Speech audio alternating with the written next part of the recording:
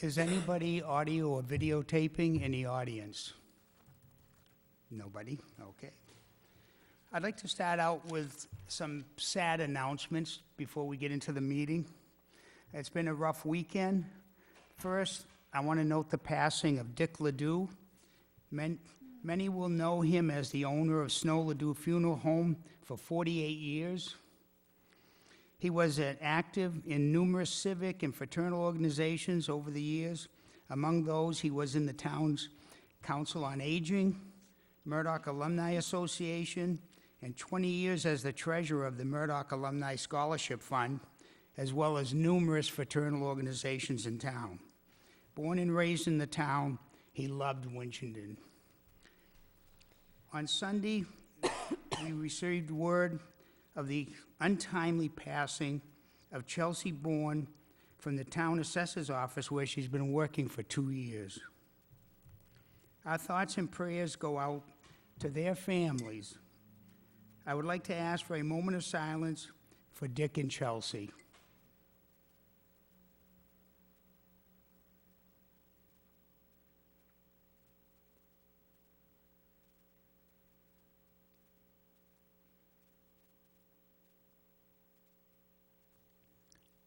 Thank you. And other selectmen comments and announcements? Mr. Chair? Yes. We would like to point out that the winter parking ban is now in effect. It began December 1st and it goes through April 15th. In the town bylaws, section 7.18 prohibits parking on all public ways between the hours of 11 p.m. and 6 a.m. And clearly that's to make, room for the plows and stuff. So if there's any questions, people can call the town hall, but that is in effect until spring. Mr. Chair, Yes. if I could please add to that as well, that counts all municipal lots. Okay. Oh. Selectman Anderson. Thank you, Mr. Chair. I would like to announce the Christmas New Year holiday hours for Town Hall. They will be closed on Thursday, December 22nd at 12:30 p.m. for the Christmas holiday, reopening on Tuesday, December 27th.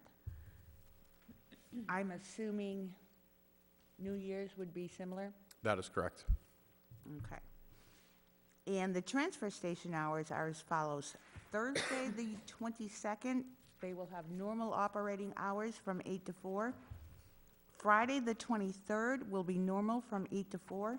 And Saturday, the 24th, they will be open from 8 to noon. And again, I'm assuming that will be the same for New Year's the following week. So you need to plan accordingly. I know it's a big trash week. And the burden is always to get there when you can, but remember that they close at noon on Saturday. Thank you. Holidays. Are there any public comments or announcements? Hearing none, we will now go on to item 3 on the agenda, public hearing, and I will read into the minutes the public notice. Legal notice of public hearing, Town of Winchendon, Mass. Tax classification. In accordance with General Law, Chapter 40, Section 56, the Board of Selectmen will conduct a public hearing on the question of adoption of percentages of the total tax levy to be borne by each class of real property, residential, commercial, industrial, open space, and personal property for fiscal year 2023. The hearing will be held in the Town Hall Auditorium, second floor of Town Hall, 109 Front Street, Winchendon, Mass., on Monday, December 19, 2022, at 6:30 p.m. All interested parties are invited to attend and be heard. Winchendon Board of Assessors, Harold Scheid, Regional Assessor, George Bergalt, Associate Regional Assessor, and Robert Heckman, Jr., Associate Regional Assessor. I'll entertain a motion to open the public hearing. Mr. Chair, Yes. I would like to make a motion to open the public hearing for the tax classification. Second. All in favor? Aye. And chair votes aye. And if you could come forward, give us your name and position. Good evening. My To the name is mic. George Burgolt. I'm the assessor in Winchendon, and this is Robert Heckman. He is the new assessor, as I'm going to be retiring very shortly. So, let's start. This year, just like many years in the past, the Board of Assessors is recommending a single tax rate for both single-family and commercial, industrial, and personal property. There has been no reason in the past, and there's no reason going forward, to create a dual tax rate. We have found that many towns have actually eliminated the dual tax rate, and they've gone back to a single tax rate. Part of the reason is that the higher tax rate for commercial, industrial, personal property tends to put a higher burden on businesses, and it tends to deter businesses from coming into town. In some communities, we've seen in the past that communities have lost businesses because of the higher tax rate. And for that reason, the Board of Assessors recommends the single tax rate.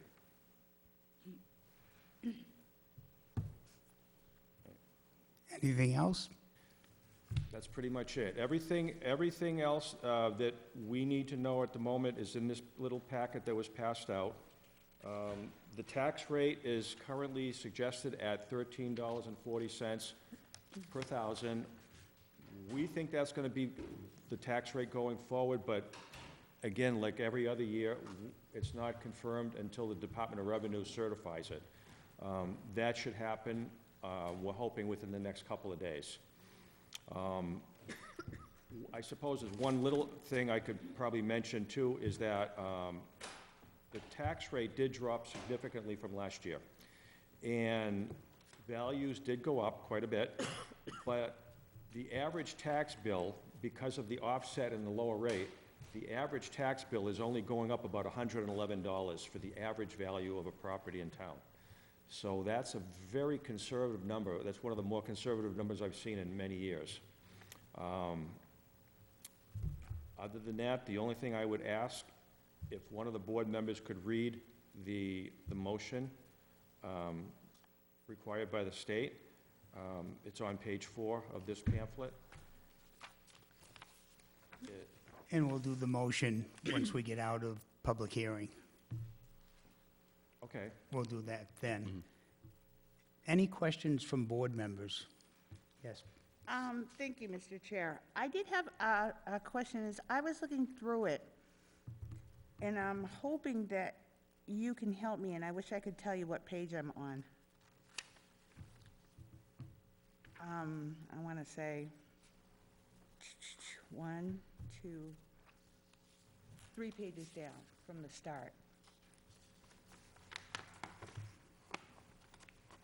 Keep going down. No, go up. No, go down. You're right. Right there, yeah. There we go. Keep going down. And I just want you to explain to me, as I was That was me. Right there. going through it, we have the fiscal year 2022 levy limit, Yep. and then the levy increase that's allowable under Prop 2.5, new growth revenue, which would be probably new homes. Right. Correct? And the fiscal 2023 levy limit. Then we have a debt exclusion of 302. The maximum allowable levy and levy to be raised, excess levy capacity. And I'm wondering, because we have a debt exclusion, but we also have a debt override, and where would that fall? I mean, Prop 2.5 override, and where would that fall in that particular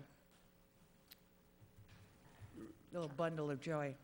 Yeah, I think Justin could speak a little bit to that. As far as the debt exclusion as to what it is, as far as the levy limit, that is basically including all of the numbers over and above last year's levy limit. So in other words, the 2.5 number is the 2.5% of last year's levy, okay? Then the new growth revenue, you said it yourself, is all the new construction, but it also includes additions, decks, porches, new rooms, things like that, that we pick up additional value on properties on. It can also include, if a property is subdivided and a new lot is created, the value of that new lot is also part of the new growth, okay? Those numbers all added up come up and give you the 2023 levy limit.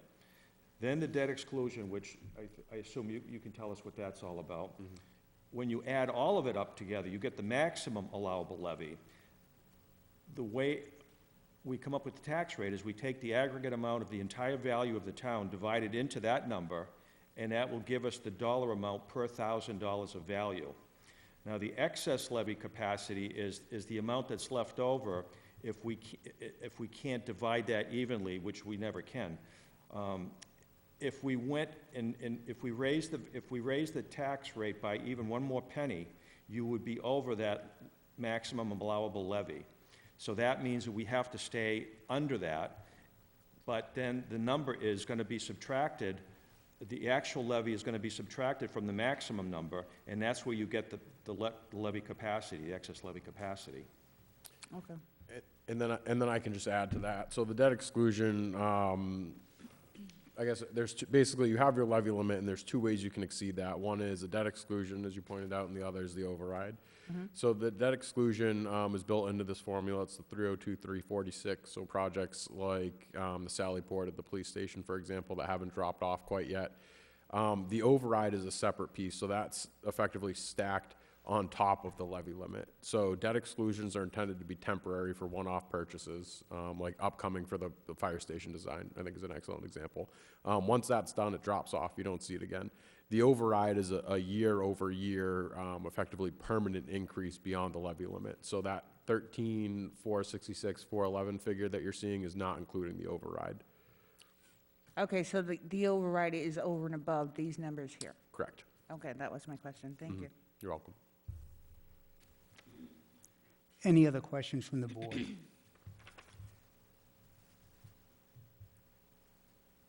Are there any public comments regarding this tax levy? Yes, please come forward, state your name, address, and the mic.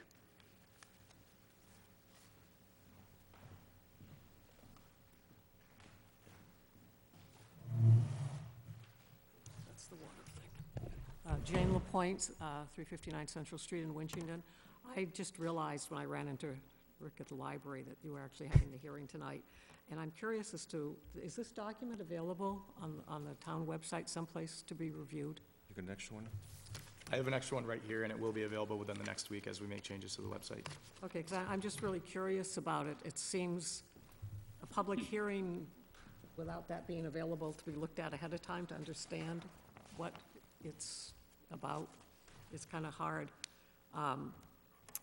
Maybe just for the future to have more information available, because, you know, the average, they've helped me, I was in their office trying to figure out when the notice came out that the tax rate, you know, talking about the average increase in residential properties, except that's the average, and for a lot of us, that doesn't matter.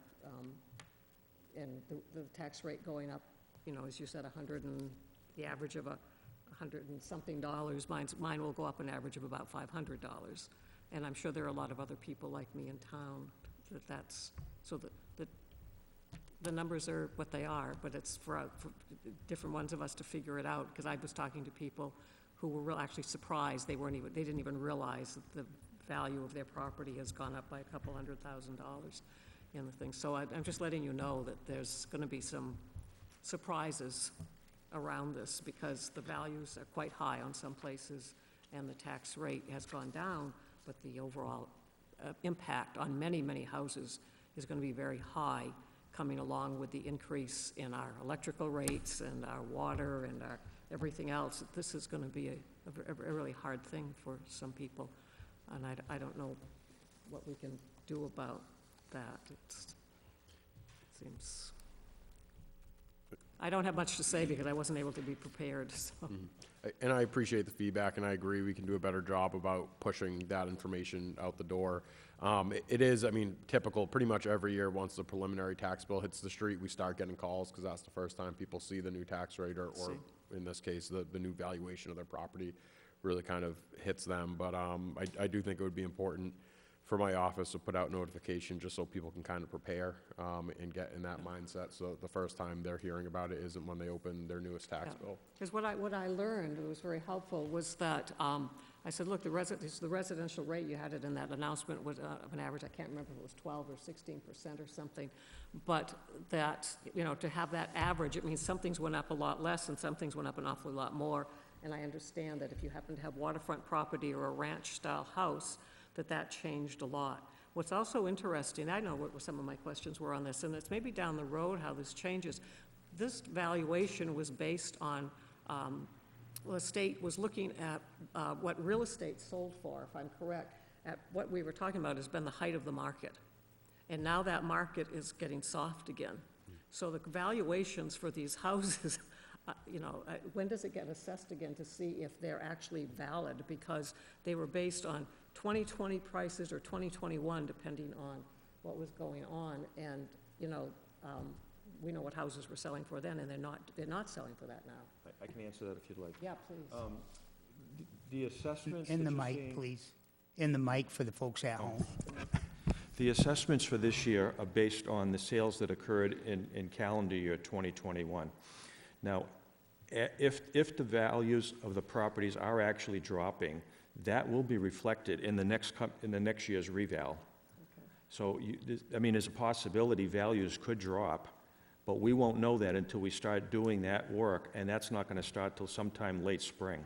Yep. And then we'll be in the same situation here a year from now to tell you whether the values went up or down, stayed the same, and where the new tax rate is going to be. Yeah, I understand. I appreciate it. I know it's crazy, but, so, thank you. I'll take a look at this, thank you, and I guess that this is the only public hearing, so it's just, I appreciate it. Thank you. Are there any other public comments?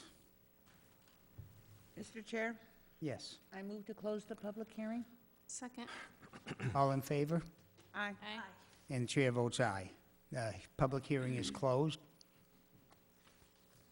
Mr. Chair, Yes. the Winchendon Select Board votes in accordance with Mass General Law, Chapter 40, Section 56, as amended, the percentage of local tax levy which will be borne by each class of real and personal property relative to the setting of the fiscal year 2023 tax rates, and set the residential factor at a 1.0 with a corresponding CIP shift of 1.0, pending approval of the town's annual tax recap by the Massachusetts Department of Revenue. Second. Motion made and seconded. Any other comments? All in favor? Aye. And the chair votes aye. Thank you. Okay, thank you. Next on the agenda, we don't have any appointments or resignations. So now we'll move on to permit license applications. First one is for Gourmet Donuts, Spring Street.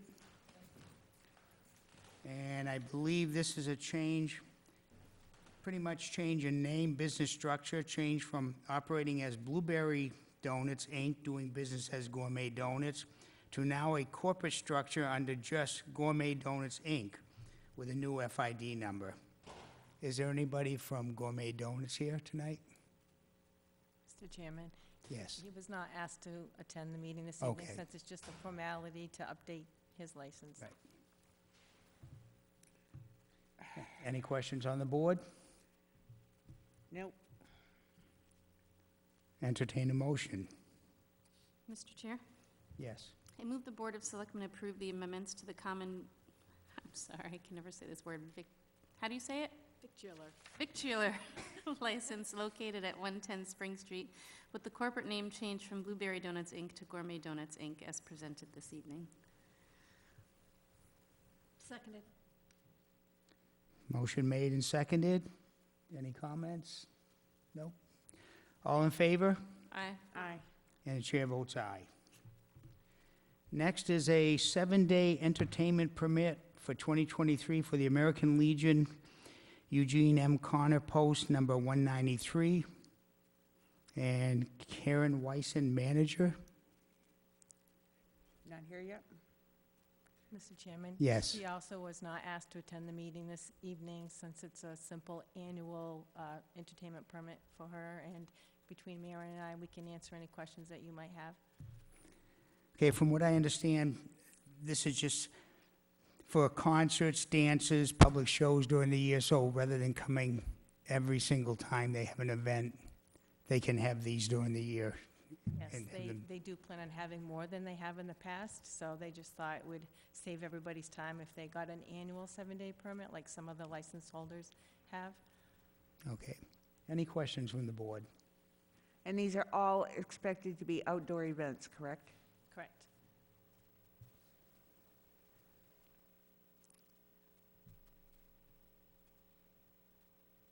I think it's hard. I don't know, is it me? I'm struggling because we don't know what the events are. And so we're giving permission for just a blanket. If you look at what they list for the types of entertainment they have, Sure. it wouldn't be anything more than that, those types of entertainment. If there was something bigger, like, say they brought in an amusement park or something, they're understanding that they would need to come before the board for something like that. But the typical outdoor concert that they're planning on having, they already have a food permit, so they wouldn't need that. And they have their outdoor pavilion is already licensed as well for alcohol beverages. So mainly, they would want to come in just to notify you if it was something bigger, or just to, because it's outside, the noise control would be your concern.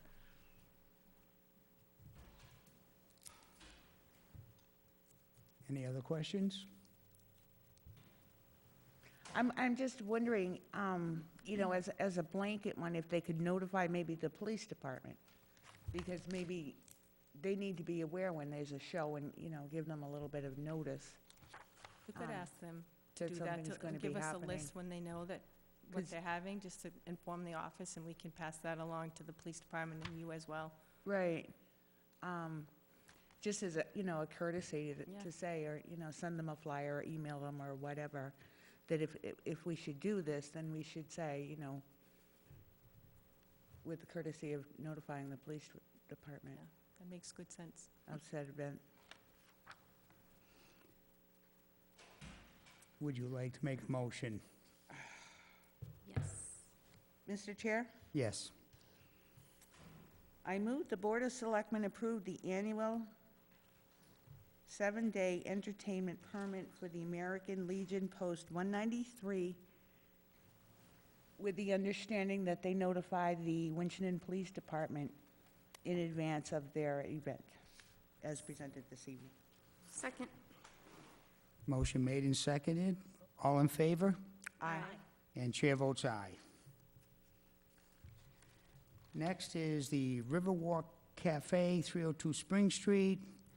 And they've been operating for a number of months now where they needed, not aware they needed a victular license from the Board of Selectmen. They have their food service permit issued by the Board of Health, and the owner, Alan Wong, is here. Again, just your name again for the public. My name's Alan Wong. I own the Riverwalk Cafe. Questions of Mr. Wong?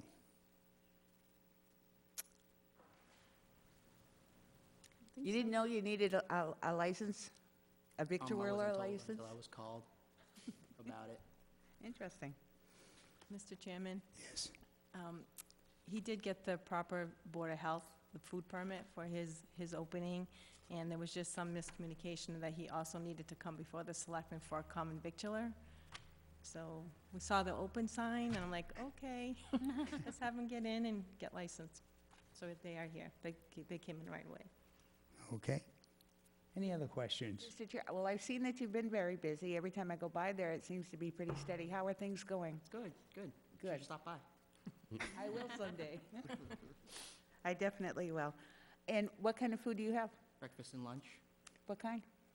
Well, we serve like biscuits and gravy, Irishes, very common breakfast foods, and then lunch, burgers, grilled cheese. Do you have specials? Yes, we do specials. Anything we can think of. Soups as well. I've heard all good things. Thank you. If you do go for breakfast, you don't need to eat the rest of the week. Have you been? Yeah, we like it. Any other comments? Any other menus to discuss? Well, you can also promote your business a little bit Right. while you're up here. I was trying to get you to do that. When Okay, you open? We open tomorrow at 7, Tuesday to Sunday. Wonderful. I'll entertain a motion. Mr. Chair, Yes. I move the Board of Selectmen approve the common victualler license for Riverwalk Cafe, 302 Spring Street, as presented this evening. Second. Motion made and seconded. All in favor? Aye. And chair votes aye. Thank you. Thank you.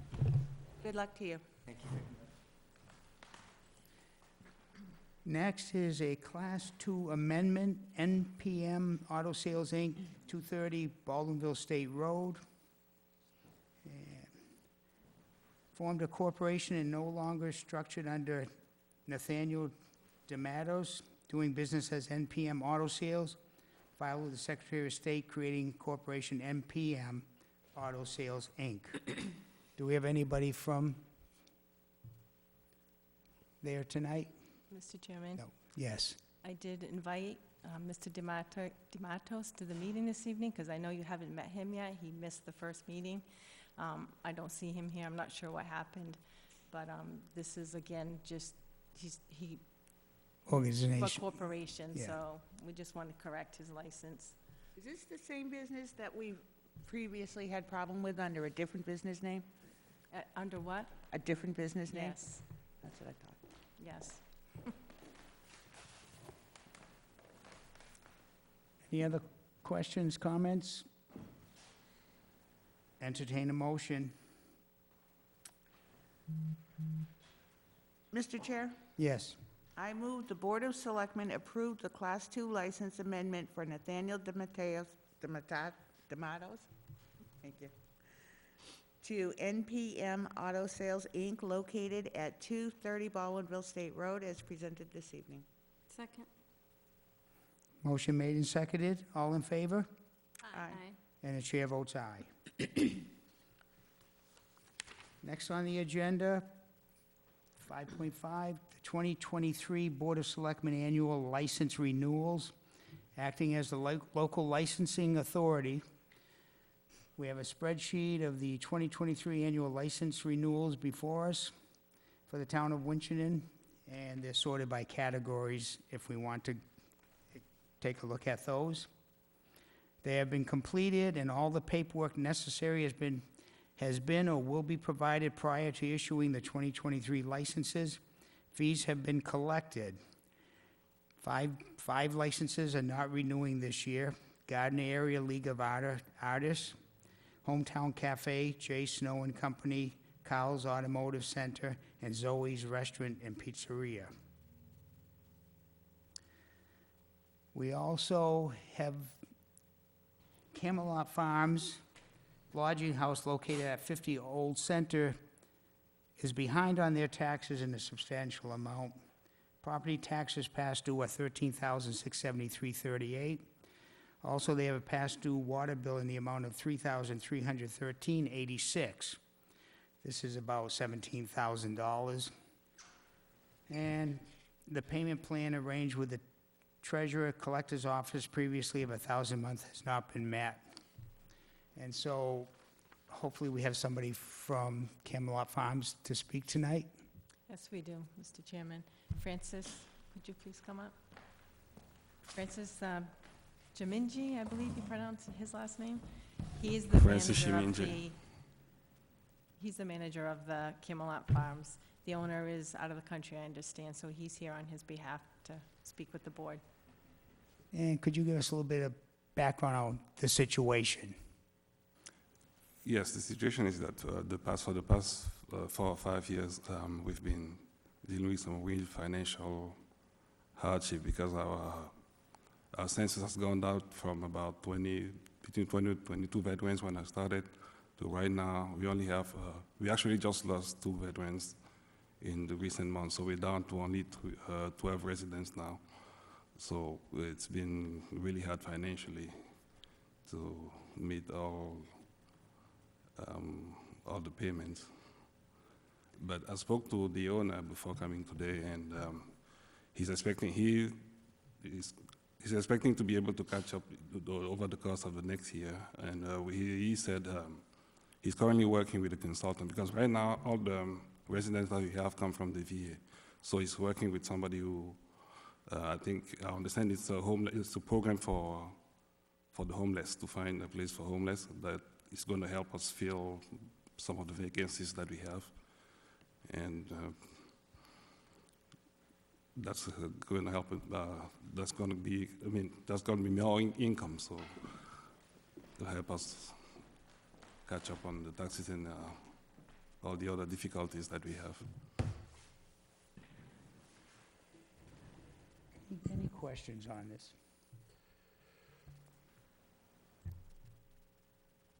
If I could, I was just wondering if anybody's reached out to any local agencies, state or federal agencies that could probably provide you with some assistance.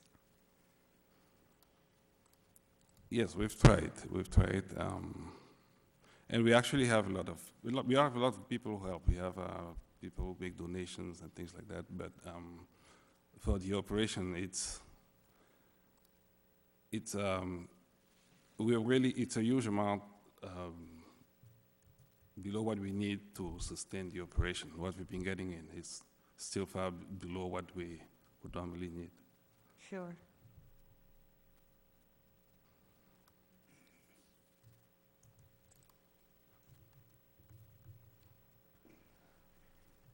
I'd like to ask the town manager's opinion. Knowing that they are behind, is it possible that we could set up a new payment plan, something that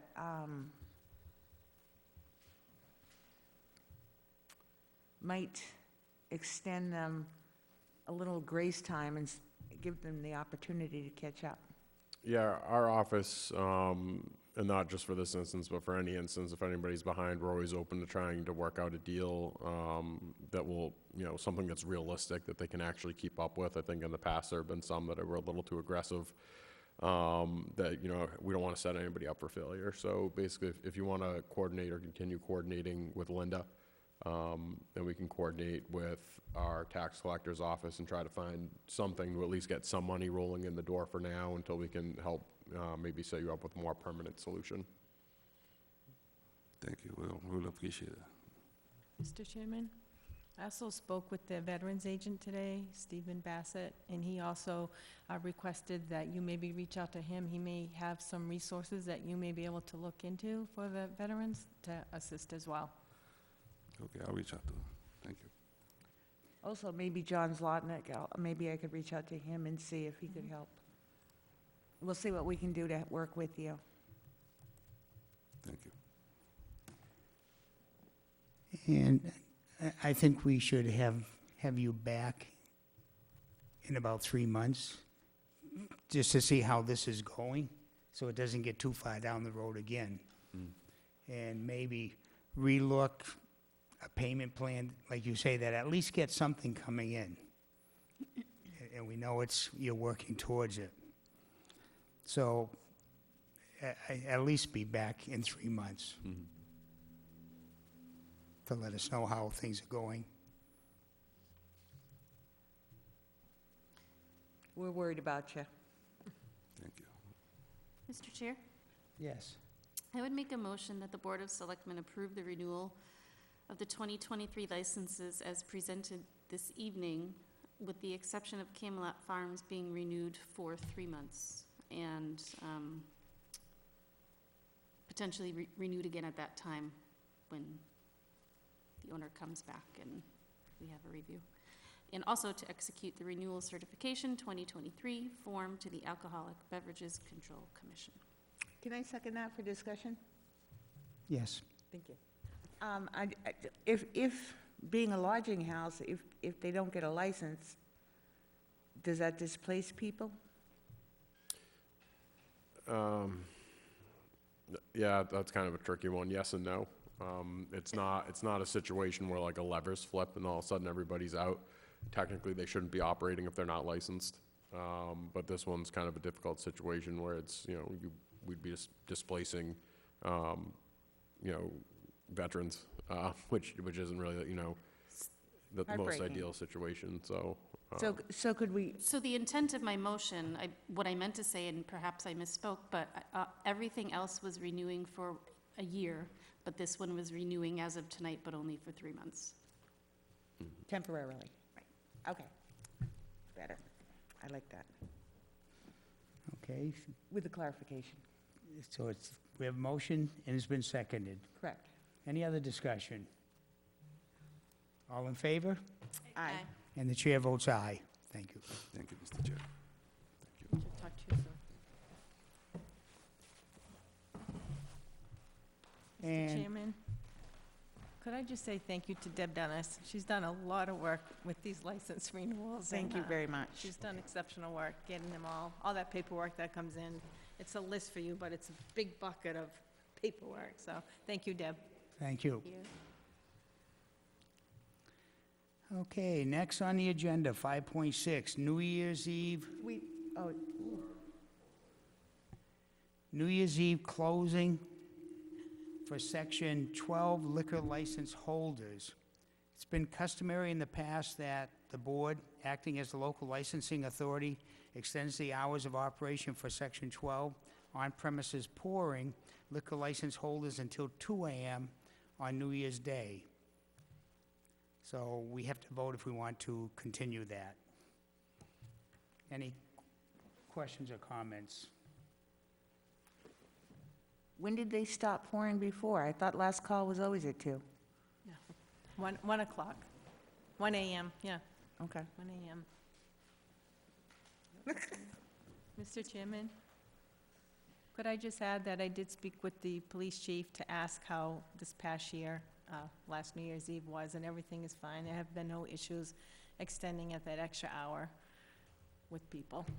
Thought that might be interesting to know, or helpful. There hasn't been any problems. And does police chief want to speak on that? Is he here? Oh, I'm sorry. Snuck in.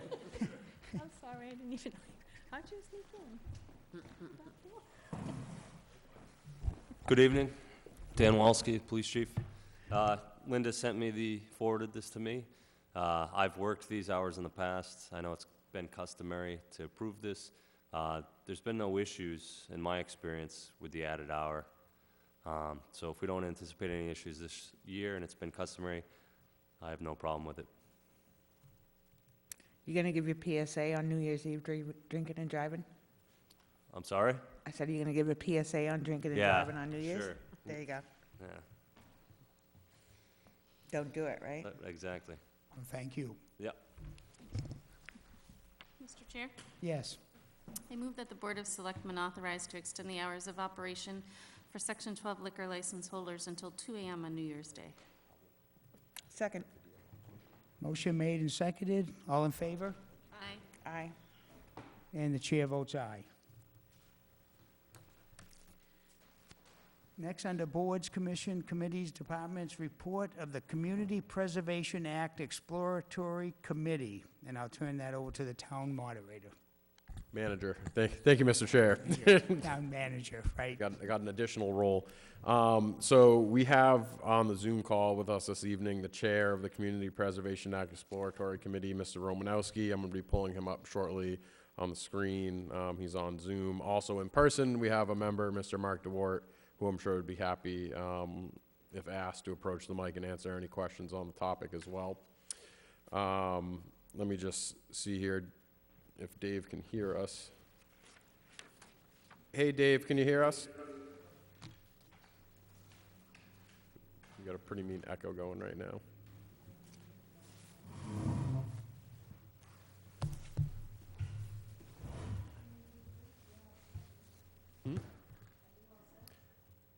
So you can see me. It's always like this, I'm sorry. So you can see me, but I'd like the owl so that you can see the board.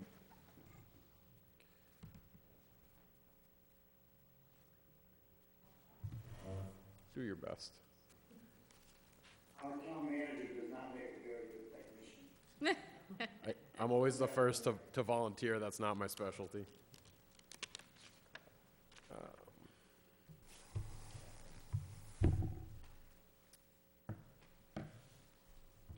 All right, Dave, could you just speak for a minute so I can try to get rid of the echo? Dave, can you speak for a minute, see if we can get rid of the echo? Yes, testing 1, 2, 3, I'm here. Can you hear now? More of an echo. Oh, okay, I'm gonna go ahead and pass it on to you. Okay.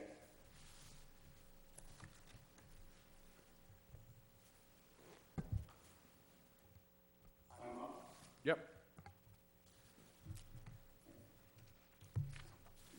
Good evening, everyone. This is an awful lot of rain. All I can see is Justin. We're here. So, I'll try to, I want to try to make this as brief as possible. I'm here representing the Community Preservation Act. Ooh, well, that's not. Will you stop? Community Preservation Act storage ordinance. We recently concluded this phase, first phase of work on our last day was November 21st. And we have a recommendation to give tonight. But what I'd like to do first is just do a short introduction about what the CPA is, Community Preservation Act. It's a program sponsored by the state of Massachusetts that is matching funds for certain types of projects. Open space, recreation, housing, and, geez, I'm sorry, I can't remember the last one. Historic. Historic preservation. What the act does is it entitles a town to enact for their particular community this act, which provides matching funds up to 100% for the participating towns. The money coming from the state comes from the tax stamps that are applied each time of property is sold. That's where the state portion comes from, so we're already contributing to that. And the local portion comes from an small increase in property tax. I want to thank the committee that has worked on this, the volunteer committee that has put in all the time and effort for this project for the last 8 months. And like I said, at our last meeting, we came up with a recommendation. What we are recommending the town do is allow this decision to go before the voters of Richmond at, I believe, a special election at a special vote at a special town meeting. And we also recommend that the town of Richmond participate to the greatest extent possible, which is 3%, which would be matched by the state.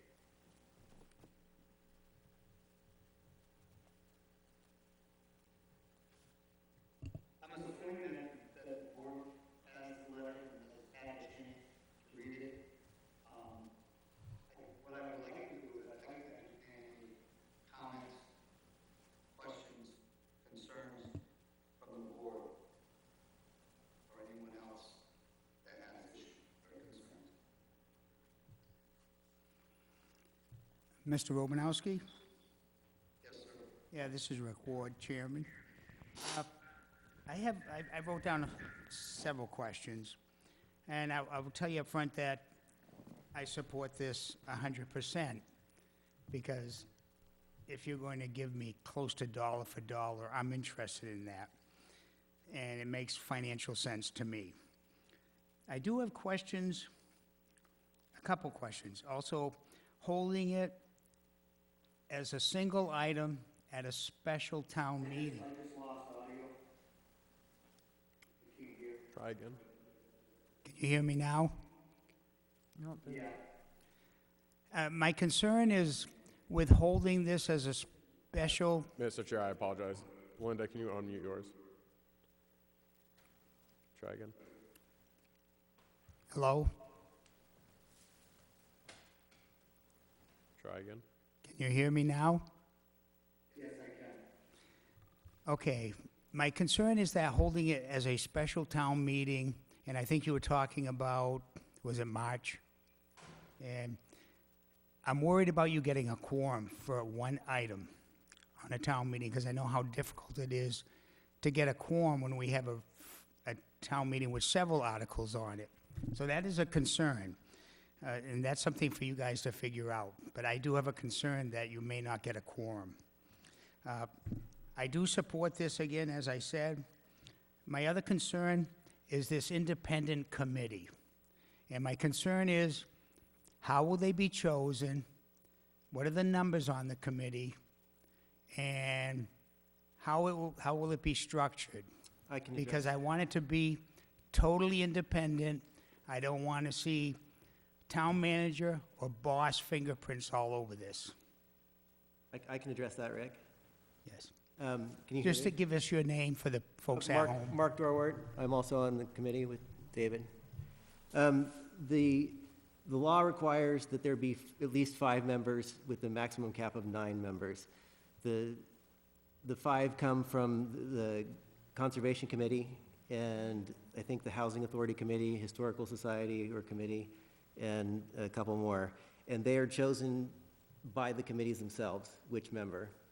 But the law allows you to add 4, and we would put in our bylaw that would be adopted that the town will elect those 4 as opposed to appoint those 4, and that there'll be citizens that don't concurrently participate. That would be my personal hope, is that they're fresh meat, you know. Okay, What was your other concern about that? Was how it stays separate? It stays separate because the law is very nuanced and detailed about how it is a separate entity unto itself. And to me, that is the beauty of this thing, is that it's mechanically separated from town hall. It was designed from the get-go to be separated from cities or town halls. I mean, if you peruse the website, that's their mission statement. It's a way of bringing money to new things that haven't already had money brought to them. It can pay for some things that are already going on, but its main gist is to do new things for new people. And I think it's important. I think the explaining some mechanics of it would help you with your concern. So mechanically, the town committee, the CPC committee, not the CPA committee that we are now, but the CPC committee will ultimately write an application form. Most towns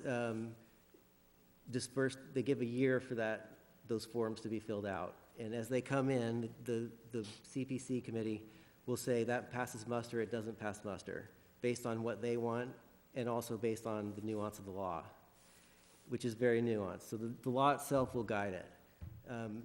So once that's written, then everybody applies, and everybody has a chance. Even if it's a town entity, they have to make an application. And then once those applications are approved by the committee and recommended by the committee, then they have to be brought to the town meeting and approved by the people voting at town meeting.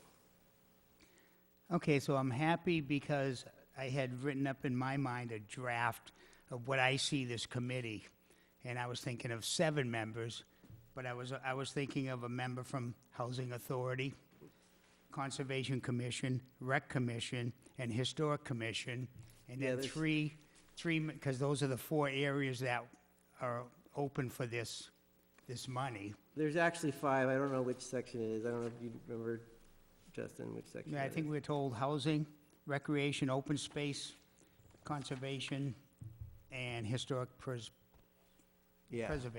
Yeah. So I was looking at a rep from each of those and 3 at-large citizens. Well, we've decided as a committee that we're going to put forth the idea of 4. So the way it's going to happen is we'll write the bylaw that will be voted on, whether we put that on the ballot. And in that bylaw, we have the freedom to say it's going to be 4 elected positions. That's the cap, because you can only have 9. So there's already 5 that are mandated by the state. So if I can add, or to clarify, so there'd be 5 set ones and 4 citizens for an odd number of 9. Right. And you're seeing these as elected or That's what, appointed? as a committee, that's what we've decided to recommend to the The town. committee will pick their rep, Yep. and then the citizens should be Right. selected like by the town moderator or somebody. Yeah. So like it's that. built in the law that the committees have to pick their own. Right. So the 4 others, the 4 citizens, can actually be on the ballot and be elected outright at the ballot. Right. Is what Mr. DeWart's referencing. So it could be all 4. It could be a mix where, you know, two of those 4 are at the ballot, 2 are appointed. And I'm not saying that's my preference, but I'm saying it could be if that's what the committee wanted. But it sounds like Mr. DeWart's leaning towards all 4 elected. Yeah, that's what I I'm have no pushing in our preference. committee, and I think David Romanowski's on board with it, and I haven't had any pushback on that. And the only other question I have, again, this is the information that was provided. When I look at the CPA tax surcharge formula, and step 3, you have us multiply by .01340, which I followed this through, and then you say multiply by .3. I think you mean .03. I think I think that you might be correct, yeah. Because if you don't put .03, that first one comes up to $200 instead of 20. So Yeah, for that's correct. for the public that's watching that hasn't seen this letter or doesn't have it in front of them, the formula is really simple if you don't go through the math of it. Like, Right. we pay X amount per $1,000 of our taxes. That's how the rate is measured. Like, I think it's 13 something right now. So the additional surcharge of this will be 3% of that X amount per $1,000. So if it's $13, it's going to be .03, or is it .03? .03 times that, times how many thousands of dollars you have in property. But there's also the exemption where the first $100,000 of your property is negated from this. So But that's bottom all, it's line all, is, on this chart, it gives you the answer without having to know the formula. bottom line for the folks at home watching the chart, if your house is assessed at $150,000, this will cost you about $20 a year. And I think the average home in Winchendon is more at $250,000 valuation. It just jumped up to 281, so that's the highlighted item here with the arrow. Okay, so we're looking up around $70, $60, $70 for the average home. Now, looking at the other column, scenario B, see, I see you've taken off it's a different one than we have, because we have Robinson Broadhurst factored in here. Sure, It so. is actually, is that the right one? Yeah, so I apologize. So I had actually updated the Dropbox about midday today after a conversation with Mr. DeWart. So the result is the same here, but rather than stacking the state match with Robinson Broadhurst for a 2-to-4 ratio, I broke it out separately. So you would see that it would decrease the burden to the individual taxpayer to 2%. There would be, in the lighter green, the 1% match from Robinson Broadhurst, and then the state match, which would remain 3. So for the public that's fresh to this, what's going on is there's a Section 3B1/2 of the law that allows an outside other source of money to come in lieu of some percentage of our tax surcharge. And in this case, Justin has reached out to Robinson Broadhurst, and they've suggested that they may be amiable to kicking in 1%, in which case we would pay 2% as opposed to the 3%. They would cover the other third percent, 1%, and it'd still be the same amount matching from the state. We just would pay a little bit less because Robinson Broadhurst is stepping in. And it's a no strings attached thing. They're just given that money, and then they never say a word about it again. So if this were to come about, the Robinson Broadhurst, would we know this before the town meeting? That's a great question. We'd have to know, because If I could speak to it a little bit. So, there are some particulars to this that Mark has touched on some of it. So it would be, in the conversation that I had with the chair, Mr. Romanowski, we met with the Robinson Broadhurst Foundation on a high level and just explained to them, hey, this is something that was brought to our attention by Mark, in this meeting, would it be something that you'd be interested in entertaining? We gave them the packet from the state, highlighting the CPA and kind of demonstrating to them that a lot of projects at the Robinson Broadhurst Foundation that's built into their mission that they traditionally fund go hand in hand with the items that the Community Preservation Act funds. And so one element of this that's kind of built in as a backdoor is that if the town were to vote this into place, it needs to stay in place for at least 5 years before, if you choose to, you can vote it out. And so part of the commitment from the Robinson Broadhurst Foundation was, well, if that's the case, the local delegation has said that while they can't commit at this time outright, that they are softly committing and providing their support for providing that 1% match for a 5-year period, with the intent to have a review afterwards, after that 5-year period. So if the town were to back out or something along those lines. The other component is when they actually announce it. So there was a grant request that was submitted by my office for this purpose. They typically award that in early March. So you wouldn't have, or excuse me, May. So you wouldn't have it in time for the town meeting vote, but you would have it in time for the ballot vote. Yeah, we have to have it in time for the ballot, yeah. Yeah, exactly. Can't So, vote on the and I ambiguous. would stress that at town meeting, and the same way that I'm stressing it now, that is not 100% commitment, and I don't want to put words in Robinson Broadhurst's mouth, but they seemed exceedingly receptive, and committed as far as they could commit without having to bring it back to the organization in New York and get full-on commitment. So, I would reiterate that over and over and over again at any special town meeting that's held. And then obviously that information would be in hand come time for the annual election, townwide. Thank you. So considering that you're talking about the revoking ability, you do have, the towns have an ability to revoke this thing after a certain amount of time. But historically, there's been 3 attempts. This thing started in early 2000s, and there's been 3 attempts, and they've all failed. So no town has ever revoked it once it started. So those are the only questions I have. Any other board members have any questions? I fully support it, no questions, just fully support. Ever since I first heard about it, I've been a supporter of it. I'm grateful to you all putting the work in to do this. So, thank you. Could I ask, please, Justin, to explain why the town meeting, the special town meeting in March, and why those dates are specific? Sure, and that's a great question. So, by law, you need to have a certain reporting period in between when you have your, a vote by your town body, which in this case would be a special or an annual town meeting, and the time when you have an actual ballot vote. And so the way that lined up, on our calendars was an early March special town meeting. And I do agree with the chair's concerns about meeting quorum, but I think knowing this committee and the work they've done, I think they'll certainly do the outreach to make sure people show up.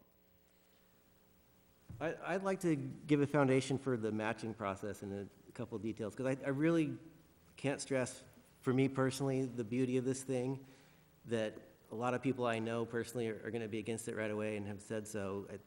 What's going to convince them to be for it is the mechanics. I think that's what's going to assuage people's concerns. And the matching process is really important. It's 3 rounds of fund distribution. The first round, they take 80% of the fund that exists, which is, as we've talked about, it comes from the Registry of Deeds. When you pay to register your property or change your title or whatever, the money that goes to that goes to this fund, and it's supplemented by some other things with the state, and they invest it or whatever. But, so the first round takes 80% of it and divides it by all the number of towns that have enrolled in this. So, then there's a second round that's based on your ranking, a decile ranking that's applied to each town.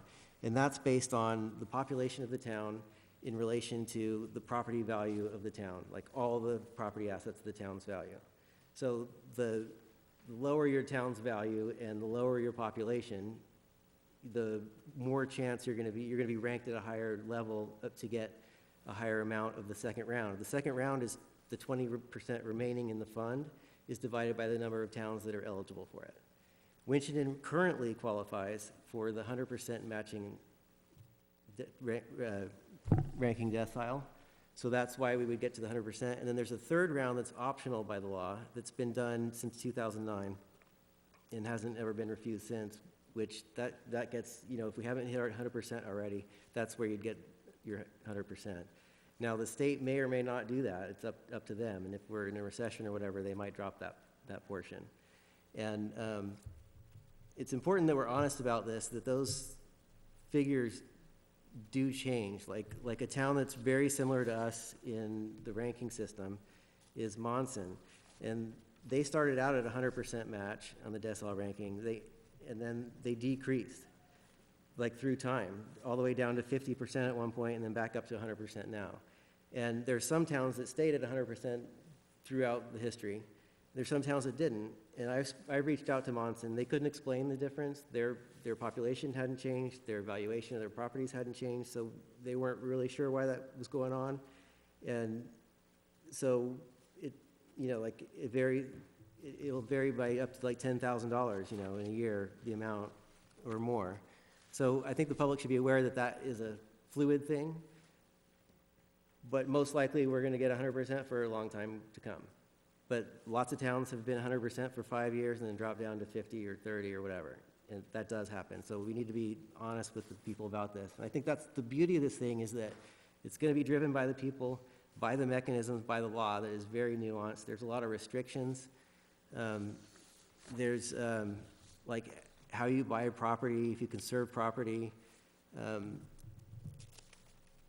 Once a property is bought with this money, it's preserved forever.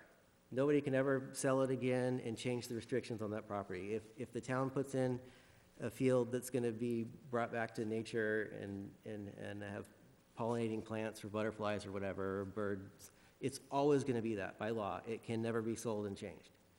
And it has to be managed in a certain way and has to be recorded and records maintained. And so that goes back to your original question about how this is different. It keeps it from the same old mechanism of the town budget as it is now. And so anybody that's worried about like their trust in the town, oh, we're going to give them taxes and they're just going to do the same old thing with it. I've heard that time and time again about this. But that's not what this is, and by law, it can't be that. And that's the beauty of this thing. And it really, we've as a committee have focused on presenting the tax amount and the amount of matching. And I think the numbers are really the secondary thing that's the beauty of this. The most important thing is about whether somebody's going to vote for it or not. It's not going to be based on paying the price of a meal a year more on their taxes. It's going to be based on their decision of, do I trust the town to spend this tax money in a different way than it's been spent previously? And it's going to come down to a vote of confidence in our town. And I'm confident personally that if we start out from the beginning announcing concerns and presenting issues, and I have some issues, that I think that if we bring to light right now and at the town meeting, I think we can squash those from occurring. And then I think that people can vote for this with the confidence that it's not going to be the same old distribution. It's designed to be something different than is already done with town budgets. And speaking of that, one of my concerns is that the town has already talked about borrowing money before it comes in, before we know what it's going to be, before it lands, and borrowing against that future income. And I think while that may be good with the regular town budget, I think that should not happen with this. If that were to happen with this, I would have to withdraw my support. I think that this should stand alone and be done in a mature basis. It shouldn't be the sky is falling, we have to spend the money now. It should be slow and thought out. Like the town of Monson, for example, didn't spend 90% of their money the first year so that it could accrue. They always, every year, are setting money aside without deciding what to do with it. And then they're letting it move on for the next year so they can build up and do bigger projects as they are applied for. And so if we start out with that idea that it's going to be slow, it's not going to be like the sky is falling, we have to jump on this project. Like if we start out with that and we spend a year each year analyzing all the applications and go through it slowly and relaxed as a community and with the nuance of the law, then I think this thing is fantastic. And I think it's not about the price of the tax. I think it's about the confidence that it's going to do something new with our town that will ultimately trickle out and increase our tax base and benefit in more ways than just the immediate money that it returns. Like, this thing will build trails and land and bring in people that want to spend money on new housing, housing that makes the town prettier, and everybody's going to get to use those trails, and everybody wants a grocery store or whatever. Those pipe dreams aren't going to happen unless we increase our tax base and we make people want to come here. And if we spend our money conserving land and housing people and doing all the things that this thing is specifically designed to do, we're going to draw those people in and bring in that tax base. But we need to do it in a slow, thought out, separate from town philosophy method. And the law and the mechanics of this thing are just really just designed to do just that, as long as we let it happen. And so that's how I feel. Thank you, Mark. Thank you. So the next steps, if there's no other questions, the next steps for our committee. I have questions. I haven't even started. Barbara, you got a question? Yes, sir, I do. Thank you. Yeah, now I have a lot more questions than I had, but when I came in here. When Mark said that once you get this money for a property, then it's going to be that forever. It can't change. Is that correct? I can speak to that a little bit. So it's mostly correct. In that, if you're using CPA funds for like a historic preservation project, for example, it's kind of similar to a preservation restriction, like if you went through the Mass Historic Preservation Fund. So if down the road the town wanted to say, by example, fix up town hall, soup to nuts, and then 5 years later decide to sell it for a profit, you couldn't do that unless you gave the money back to the CPA at the state. That's restoration, not property purchase. We were talking about purchasing property. Well, I'm just giving like an example. So like same thing with purchasing a property. So like say you purchase property using CPA funds. Could you turn around and sell it? No. If you were to turn around and like, I'm trying to think of the best way to describe it. Well, You're we not could handcuffed. just list the law with all due respect. Section 12A, a real property interest that is acquired with monies from the Community Preservation Fund Okay, let's- shall be bound by a permanent restriction, recorded as a separate instrument, et cetera, et cetera. Okay, town manager speaking. Thank you, but I appreciate, no, Marco's on board. Why get it from me when you can get it I directly mean, from the law is the law. That's the beauty of this Right. thing, is that it's about, So it's not about what the manager thinks of it, it's about what the law says it is. Mark, let's be gracious here. I'm being gracious to you. So basically, the situation is, in some instances, Idea of gracious. it does handcuff you. There are some outs, but there are financial penalties. But by and large, as Mark just listed, that does place a permanent restriction, which for a lot of people is what makes it attractive, is that you know that when you're, say, buying a large swath of nature preserve or something, that it's always going to be protected. But, so yeah, I can see the positive, but at the same time, it takes away from our autonomy of town-owned land, correct? To an extent, but no more than the example I just provided. So like the old Murdoch, for example, you have a preservation restriction on that because you've used state funds from the Historic Preservation Fund. So it does restrict you. You do lose some autonomy, which I think is a good way to word it. There's a litany of restrictions that when you get into this, like, it's complicated. It's so complicated to the point that there's permanently on-call a state lawyer to answer questions just from CPA committees. And then there's two guys that are always on call to answer questions. And people I've talked to in other towns, they use that constantly to keep this thing within the rails. And they've emphasized to me that that's what keeps it in the rails. So you can call the lawyer up and say, hey, I'm on the committee in Winchendon. Can we or can't we do this? And they'll tell you any day of the week. Okay. And it doesn't cost us more money? The message to take away from this is that these funds were created, this act was created to be independent from town government and to preserve resources that towns have outside of government entities. So like Mark says, there's a lot of nuance to this act and a lot of legalese that needs to be defined.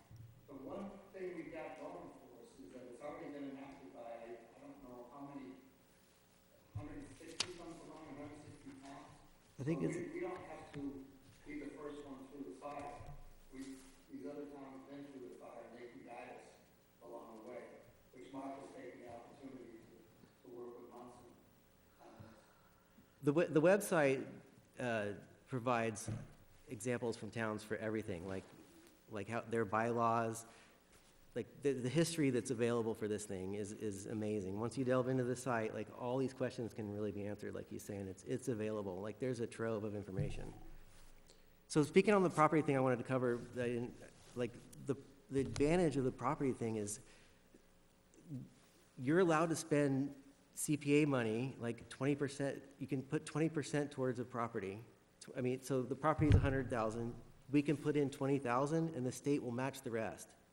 Whereas in any other situation, the state won't be matching that property. If we say we want to buy this farm and we want to turn it into preserved land or historical or whatever, there's all different uses, the housing and everything. We want to buy this land to do that. We'll kick in 20% with CPA. The state will say, okay, we'll kick in the rest. That is available for this. Slow down. That's available for the CPA that's not available for any other purchases. Too fast for me.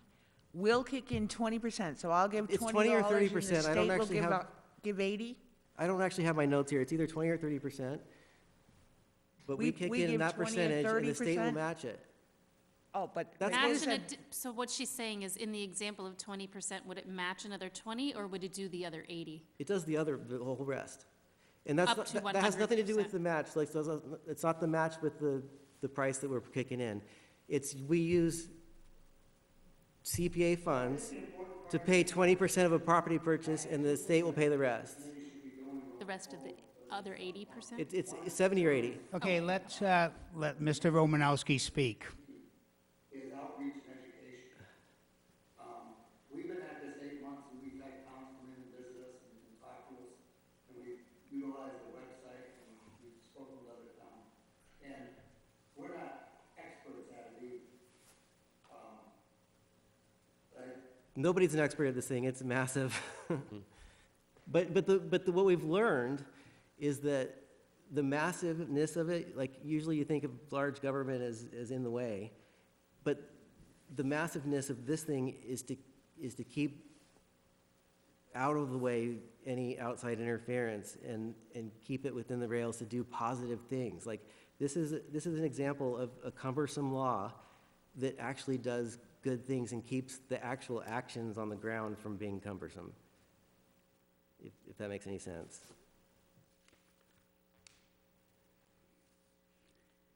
There's a lot of things that we haven't covered that this does, like that allows us to buy land we couldn't afford to buy otherwise, where the state will give money that they wouldn't give otherwise. Like, there's a lot of things like that to this. Any more questions?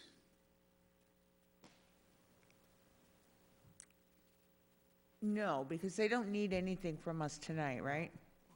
Correct. I'll Yeah. have more later. Sure, so no actions required tonight. I'd imagine this is something that would probably come up again, probably late January, if you were to call a special in time for March. And we would be voting on the articles up or down anyway Yep, it before would go, then. it would go through the same process. So you could vote to have the special, you could vote to place it, and then you could all vote against it, if you so chose. Thank you. Thank you, So much. Mark, Thank you very and much, thank Mark. you, Mr. Romanowski, for being here, and thank you for all the work of your committee. And we'll probably see you in the near future. You will. There's a lot to this thing. Like, it's a lot and it's heavy, but it's really actually, it's light when you get into it because it does a lot of good if you follow it slowly and without the excitement of a kid on Christmas. If you are mature about it, it's good. So if we address those concerns, I'm all for it. Thank you. Okay, next on the agenda is 7.1 was the town manager's annual performance review. I would like a motion to table that. So moved. Second? Motion been made and seconded. All in favor? Aye. Chair votes aye. Okay. Next up is the 8.1 update on the special municipal employee list and vote for approval, and I'll turn that over to the town manager. Thank you, Mr. Chair. So this is just an update to a previous discussion you've all had on this topic. So since it was last discussed, we've received a list from April 29th, 1963 and July 9th, 1984, both which predate my existence and are included in your packet, highlighting a precedent for the existence of the special municipal employee vote from the Board of Selectmen in the town of Winchendon. So the thing I'd like to highlight, though, is that when the 1984 list was made available, it didn't state whether or not it was supplanting the 1963 list. If it was supplementing it, it didn't really specify one way or another. And so the question is whether or not items that appeared on the 1963 list still apply. In conversations with legal counsel, it is the belief that the argument can be made that they still do apply. And so what we're asking, for the sake of housekeeping and to tie up loose ends from the last conversation with the Board of Selectmen, is to combine these two lists, removing items that no longer necessarily apply. I believe the example I provided was the gypsy moth superintendent, something that doesn't really exist in town anymore. There was one other item that the vice chair had pointed out earlier in the day, which was the accountant. I think personally that one's a little bit of a bridge too far, that maybe in the 60s, maybe would have made more sense when the town was even smaller. But today, especially given the professionalized role of the accountant, I don't particularly think that type of flexibility should be provided, and you typically wouldn't see that overlap. That's a very much a full-time role.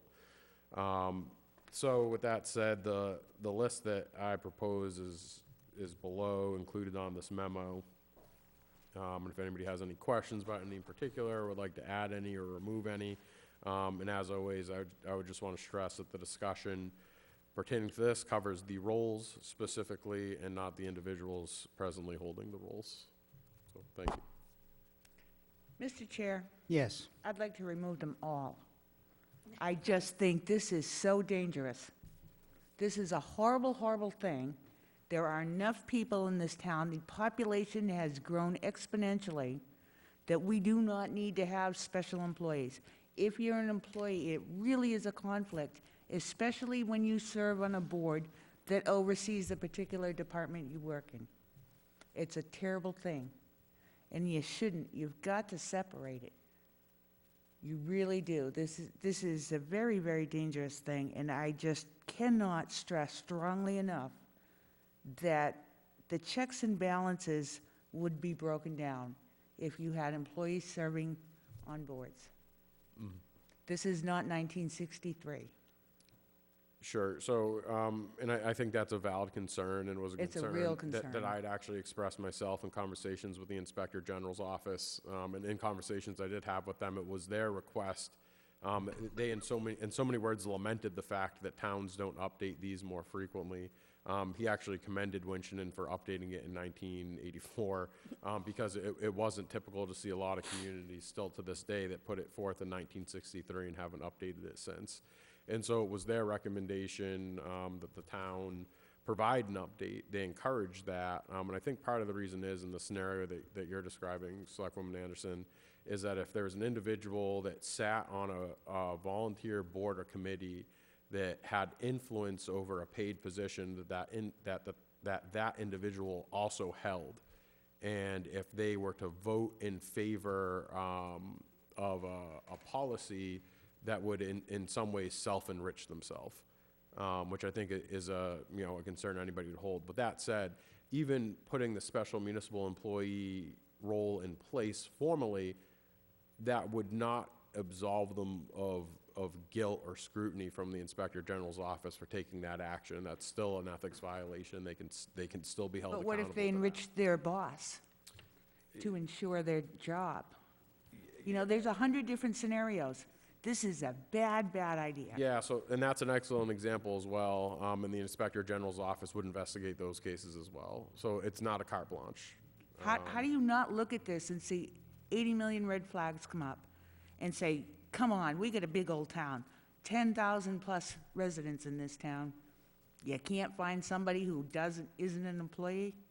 Yeah, and I understand that, and I mean, I appreciate your view on it, but I would counter it as not a big old town. This is a fairly It's a big old It's a town. fairly small community, in comparison to the rest of the Commonwealth. Oh, we're not all from Lowell. So, yeah. Big old town. But I'm just saying, and I understand your point, and I would argue honestly that the population in 1984 hasn't drastically changed that much from the population in present day. Sure And it so- has. And not drastically. Oh. And so, but that's why I'm trying to stress that it's not precedent setting, that this is something that other boards of selectmen have already put through. You're simply reaffirming and cleaning up lists that presently exist on the books. I mean, frankly, no action would keep them in place exactly as they are. You would still have somebody that could be the gypsy moth superintendent as well as the wiring inspector, with no accountability. How about this? I move the Board of Selectmen designate absolutely no employee as a special employee. That would change it, wouldn't it? You can direct that to the chair. How many employees? I'm telling you right now, does the that'll town have? change it. I'll How fix many that. do you actually have? But counting the schools, Yeah, just say. I'd say Give me in like even the a number. 300 range. Okay, Yep. so if we say, if you're an employee, you can't do any of this, Mm-hmm. we eliminate the potential of 300 people not being on a board. That's correct, but I think the important piece too is that so doing this doesn't just end it. What it does is it creates a formalized system, so if there's an individual that fell within this category, they would have to file a form that's referred to as a Section 20A in order to not be in violation. So it's not like you just do this and then it floats off, into the universe and no one ever follows up on it. If there's an individual that would fall within this category, they are required to file that form with the clerk's office and publicly disclose it. So if anything, this is protecting you from the type of situation you're concerned about, because what it's doing is holding individuals in that category accountable and making them publicly state and put on file with the clerk's office that they hold those multiple positions. Can I state this, my second huge concern? As I looked and I go, wow, Board of Selectmen's not on there. No elected member is on there, only appointed. And who are they appointed by? Well, probably the town manager, correct? Maybe the town moderator. There's always, there is such a sinister undertone to appointed people who are also employees. Like, hey, buddy, if I get you to serve over in Concom, then you can get my sewer approved, or whatever. No, that makes sense, but for It's example, bad. nobody my office could appoint would have any bearing on my contract. And nobody that the moderator flat out isn't paid. So nobody that the moderator appoints would have a financial bearing either. But maybe you owe John Doe a favor. Say, hey, John, if you help me out and get this vote through, like, get your friends to vote for me, I'll get your sewer through. Oh, And this absolutely. is, and I got a buddy over there on Yeah. Concom. And that's an ethics can be done. violation. So This is why. they'd literally be held accountable in criminal court for that. So like, I But, get what you're saying. you know what? Prove it. Prove it. I mean, So this is why we try to keep these things separate. We have residents serve on the boards, and we have employees as employees. Because you just don't want to mix that water and oil. You just don't. and I definitely And agree at with you. government capacity, it's not a good plan. And I understand, but it's been in place since 1963. I don't care, 1963. Yeah, You know what so- year I was born? I wouldn't venture a guess. I'll but- let you know, 1963, so there you go. Mr. Chair? No. Yes. So I agree that in a town of 10,000 people, there should be enough that there doesn't need to be overlap. But how many people, I can probably count on my fingers and toes, do we get to volunteer for positions? How many people feel like they don't because the same old are always sitting in those seats and they don't want to compete with them? So they don't feel like they have that opportunity. We have a lot of talent in this town. We have a lot of talent we don't tap into that we're not aware of because they just sit quietly by, but they know how to do things. So do you think those same old that are on there forever are the same as the 300 employees? No. Yeah, so I think that's a What are you total- talking about? You're saying that we should have more than enough people in the town, that we don't need to have this overlap. Right. But, so you're saying the problem is we always have the same people in the seats? We have about, But the same people in the seats aren't the same people as the 300 employees, so it doesn't solve the problem. you're gonna make that problem worse if you put employees in those seats. I'm Don't saying we do don't it. have I'm enough, telling you, don't do it. we don't have enough You should know people better. willing. You should know better. We don't have enough people in this Oh, town cut willing it to out. serve. Don't we course have we just do. one person that falls into this category presently? There are a handful, but I can't, handful. yeah, I can't Okay. call out people specifically. We don't reach out enough. Okay. I'm gonna be very honest, because a lot of people have said to me, they think that we think we're elite, and we don't reach out to them, and we don't say, hey, you know what, you'd be really good on that committee. Why don't you try joining that committee? We do not encourage people to join. Okay, I'll give you that, but I still say it's not enough people willing to serve to be able to eliminate I think 300 they are. people. So, I mean, so here's like a vague example with two roles. So if you had somebody, without this in place, if you had somebody that was a dispatcher and a call firefighter, without this in place, they couldn't do that. So, an But excellent, that's excellent on, example. that's on the chief. That's not our business. But it is. I don't want him serving on conservation. How about that? I mean, I don't want to call out anyone specifically, but there are people that fall within that category too. No, So no. what you're doing is And I don't know basically, why I picked if on people live that- in this that town, particular- if people live in this town and they want to work for the town, but they would also like to exercise their right as a citizen of Winchendon and serve their time and volunteer their time on a board or committee, without this in place, they wouldn't be permitted to do so. But the problem is, when you get a paycheck from this town and you answer to somebody and you serve on a board, you have a certain amount of power. And then, but there's still somebody with power over you that might need a favor. And you're just asking for trouble when you start going down this road.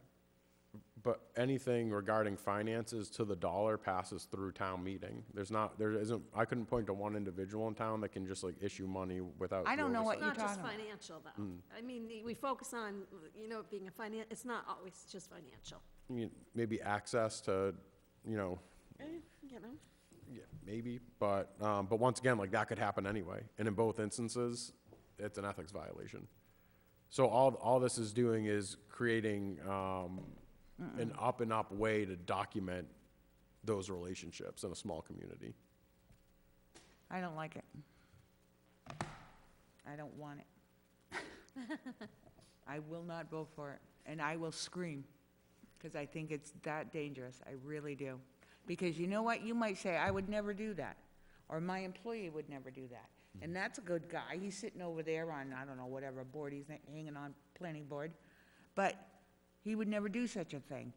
You don't know what's gonna happen when you're out the door, or when I'm out the door, or Joe on planning is out the door. You don't know who's gonna sit in those seats next. And it's a bad precedent. You don't wanna go down that road.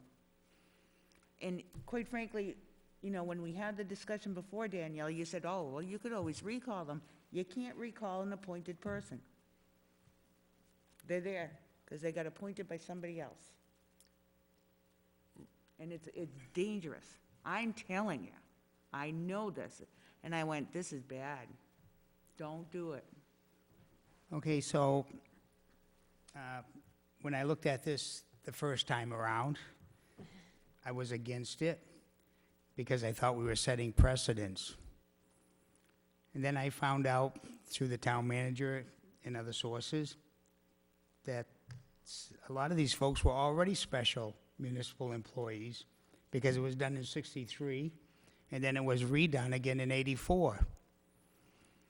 I agree with Selectman Lapointe that we are a small town. 10,000 people is a small town.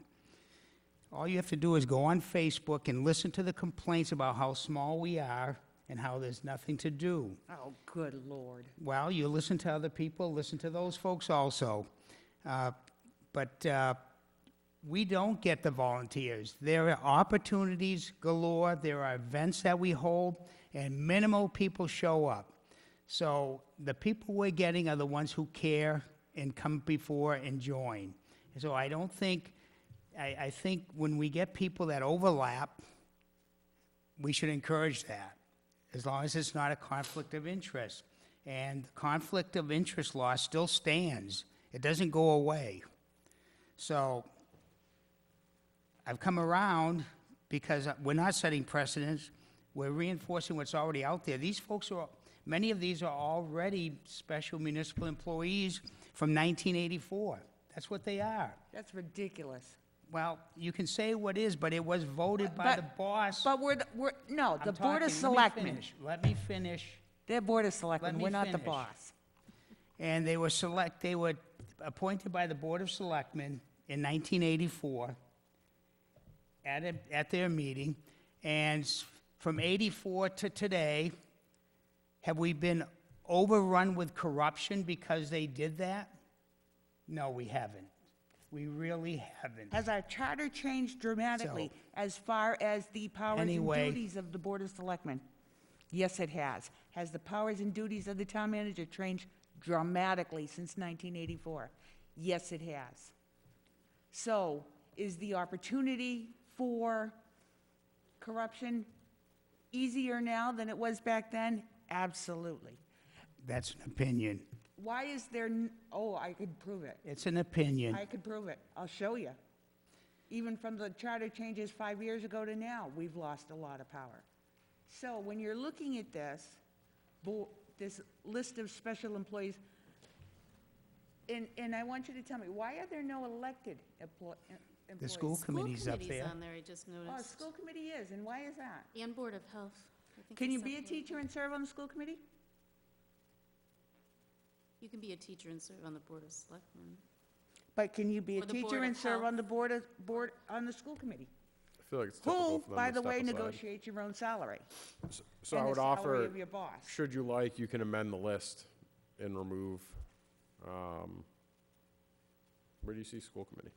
On the right-hand column. Oh, school committee, yeah. I mean, if you'd like, you can remove that. And Board of Health is also elected and on there in the left. Yeah, it is. But it was, I don't think it was elected back then. I think it was appointed. Yeah. It's, I That mean, has changed over time. Board of Health is unique in that they don't establish the salary for their one employee. That's established by town meeting, but the school committee does vote. Now, I would offer that if there were a scenario where there was an individual sitting on the school committee that was also a teacher, which I don't think that would ever come to fruition, but if it did, they would probably recuse themselves from it in the same way that any of you have any, even the smallest perception This of a is financial. just a bad plan. I don't like it. You're gonna excuse it any way you want it, because you wanna make it so it's easier for you. And I'm telling you, don't do it. It's not worth it. So I think we've covered this enough. I'll entertain a motion. Hold on a second. Let me get back to the agenda.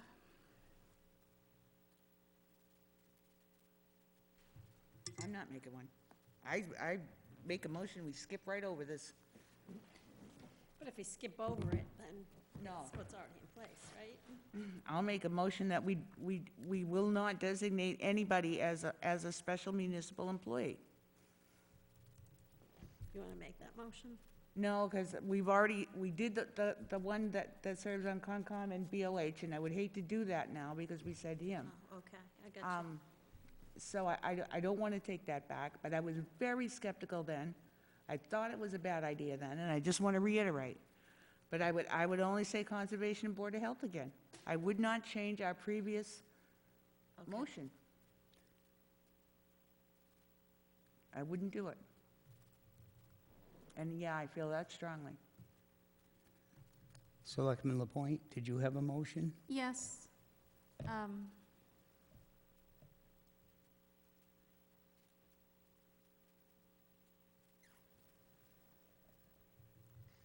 I move that the board vote to designate those listed above, with the exception of school committee and finance committee, as special municipal employees as permitted in MGL Chapter 268A, the Massachusetts Conflict of Interest Law, superseding previous lists submitted in 1963 and 1984, and further direct the town manager to notify the town clerk of this updated list.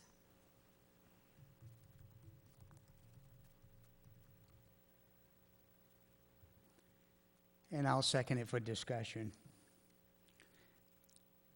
So I'm curious, the school committee, you've recommended off because they're elected officials. I feel like our three boards, the Board of Selectmen and the School Committee and the Finance Finance Committee. are not elected. I understand. In my mind, it's not an election thing, but I feel those three boards have far too much power, kind of what Barbara's saying, to allow that. And it not using election or appointing as a designation, I just think the power structure is such that we should have reservations with those three. Okay. I'm sorry if that makes anything complicated. I'm just thinking. So that would create an issue for one individual for the finance committee piece.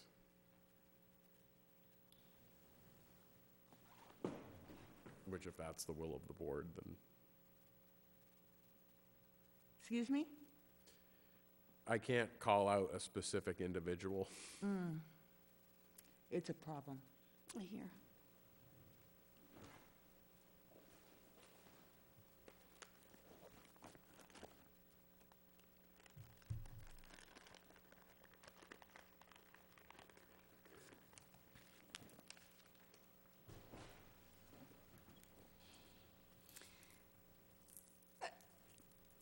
My motion currently stands. If it doesn't second it, if it is not seconded, or if it's voted down and it doesn't pass, perhaps. I believe Rick Ward seconded for discussion. Take the vote. Oh, that's right, I didn't hear that. Or I was gonna say, somebody could recommend to table it and we discuss it further.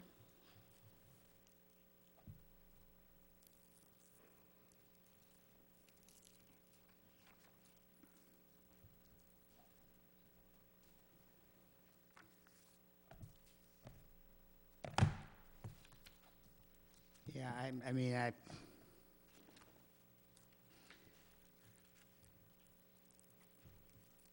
I can see the school committee because they're elected. And I think they're the only elected, other than moderator Board of Health. and Board of Health. For me personally, the biggest conflict with the school committee is that they could direct a they have the ability to like direct themselves, if that makes sense. I don't see that with the finance committee. I get where, like, in terms of the power structure, but finance committee, and I don't mean this is a slight to the good folks at the finance committee, but they are advisory.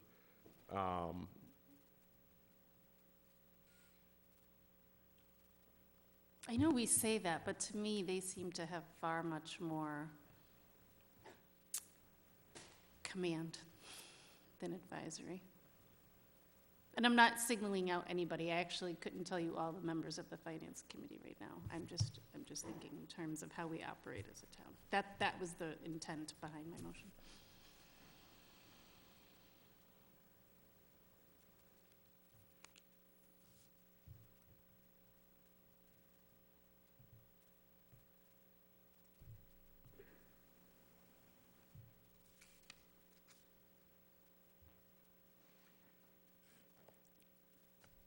Well, and when it comes to vote, I can support taking out the school committee, but that would be about the only one.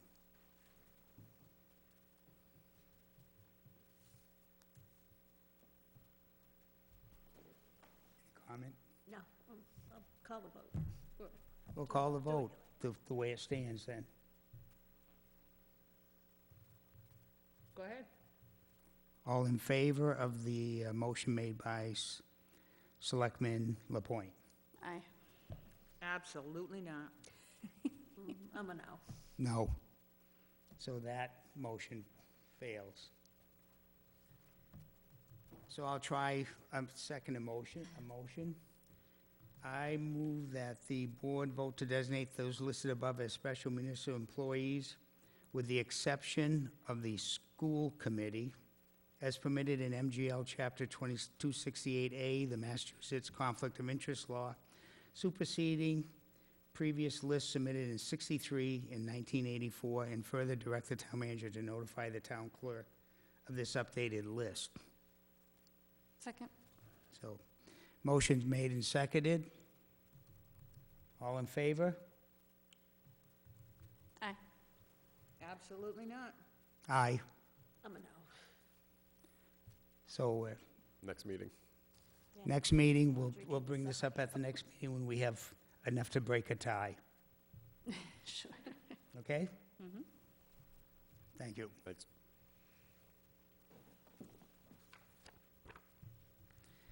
And next up is the audit. And I think we have Finance Committee member Charles Courts, to present to us on the audit services. Hello, Charles Courts, member of the Finance Committee and also the Audit Committee. We did receive one RFP proposal from Roselli and Clark, which I believe you have in front of you. We did meet as an audit committee and did agree to move the proposal forward.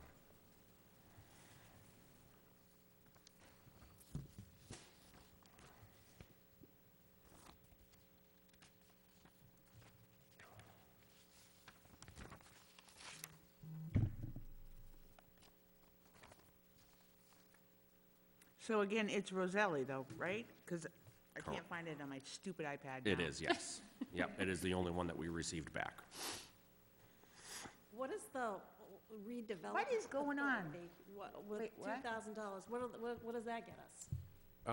So the redevelopment authority covers that on their own, but it's part of the proposal. But- Covers what? So it, like the audit of the redevelopment authority, so they come in under the umbrella, but they pay it separately. Oh, okay. Great question. I don't remember seeing that. So Roselli is the only one, but when I went to the municipal convention, there were 4 or 5 different auditors up there, at least.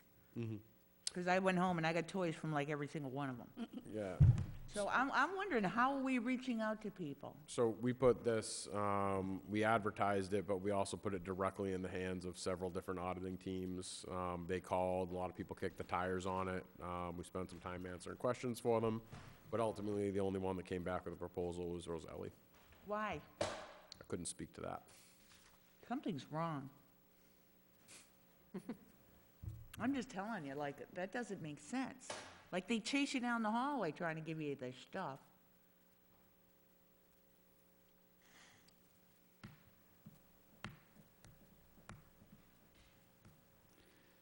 So I would say from here, to kill this lull, just to thank the folks on the audit committee for the work that they do.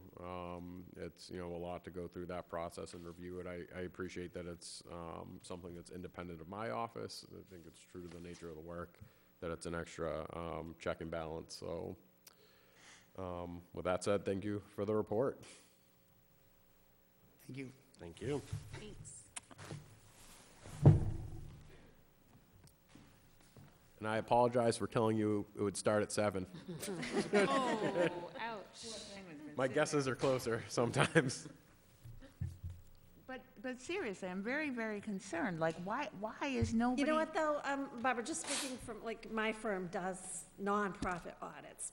Not a lot of money in audits. You gotta wanna do it. We're smaller, this isn't a lot of money.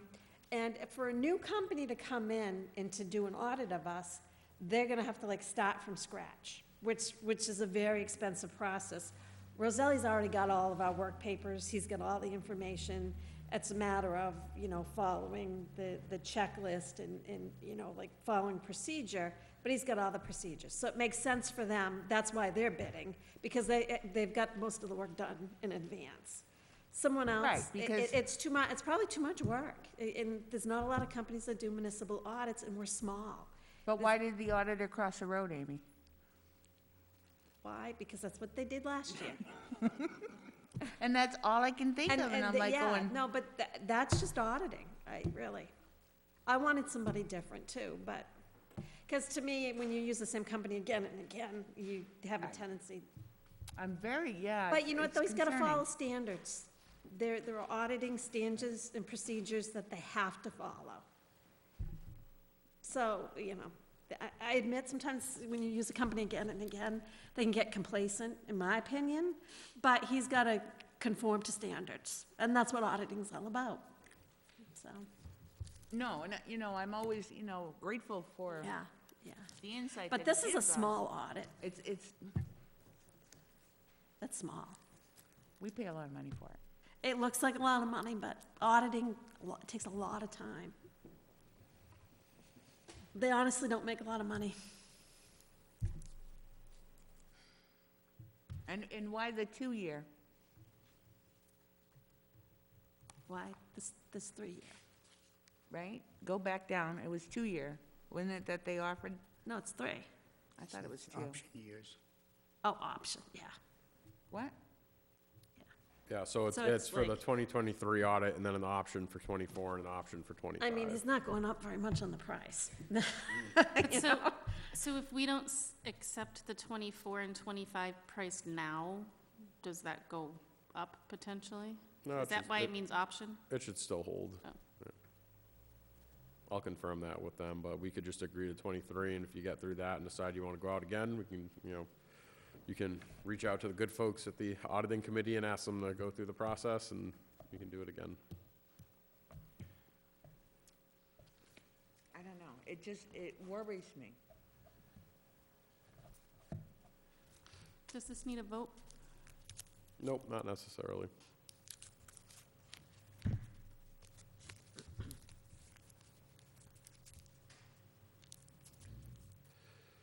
Okay. Move on to the town manager's report. Thank you, Mr. Chair. Just a couple items. Our tax rate classification hearing took place. It's officially complete. We're in the process of reconciling our CDBG grant accounts with the goal of wrapping that up before the end of the calendar year. And the auditing committee has secured the services of an auditor for the past fiscal year, I should say. On the personnel side of things, Joanne Gogan has agreed to come back in a limited capacity to assist with the management of our accounting office, about 10 hours a week, enough to pretty much keep the lights on, keep an extra set of eyes on things, review the warrants, things like that, just to make sure we don't get off the tracks. A new business manager has joined the team over at Winchendon Public Schools, so they'll be coordinating a little bit. And then also, I just wanted to make note that all members of the Charter and Bylaw Review Committee have resigned following the recent special town meeting vote, as you are aware. They typically review in years ending in 0 or 5, so we have a note to go through the process and reappoint when the time comes to do a full review. But I think for now, they felt that they had kind of reached the end of their charge. Can I just bring something up? Sure. With the bylaw committee, because the bylaw committee was appointed by the moderator, and every one of them was a town hall employee, including one from Gardner, who didn't even live in town. And so that creates that problem, going back to, that people don't trust it. Things look like they're coming out of that select few, and they don't trust it. And it's time to when we're looking at things and we're looking at appointing things, we've got to start looking out and being a little bit more inclusive, because we're not. So, and I get what you're saying, but by example, the Community Preservation Act Exploratory Committee, we had appointed a significant amount of citizen seats, and the amount of efforts that my office went through to advertise and identify people to participate in that. Some of the people sitting on that committee, I literally had to call in favors and beg to get them to participate. We had 2 or 3 people on that committee that were outside of the typical that we had went through the process of appointing, and they literally showed up to 0 meetings. 4 months in, we were reaching. I had to hunt down one person's name through a landscaping business to call to get them to resign because we couldn't meet quorum. So I get what you're saying, but there's a second side to that coin as well, that people really do need to step up in the community and participate. I feel like people didn't understand what, using the CPA committee versus the bylaw review. Because CPA, it sounded, I don't know, it didn't sound like a whole lot of math, because I sat in on a lot of those meetings. And there's a whole lot of math involved, and it's very confusing. And, you know what, if you're not a math person, it's real easy to bow out of that. Because they didn't realize it was about math. They thought it was about restoring historic places or something like that, which is a whole nother part of your brain. But when people understand what the committee is, and that they maybe have that particular talent, and, you know, we're just not, I think, Yeah. reaching out and working with the right people and maybe explaining exactly what it is.